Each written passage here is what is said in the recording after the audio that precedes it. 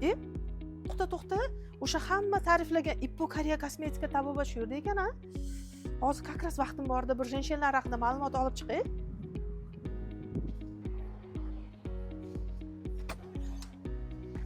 Assalomu alaykum. Assalomu alaykum. Yaxshimisiz opajon? O'zbekistonda hech kimda yo'q, qora jenshenlar sizlarda bor deyishdi. Juda ham ko'pchilik shifobaxsh deyishyapti.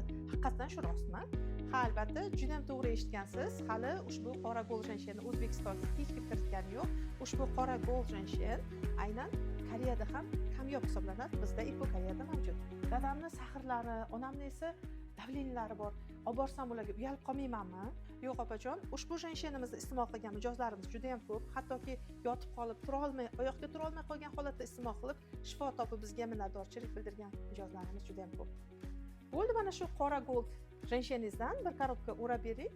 Yana qanaqa sizlarda original Koreya mahsulotlari bor? Faqat original bo'lsin. Xo'p bo'ladi opajon.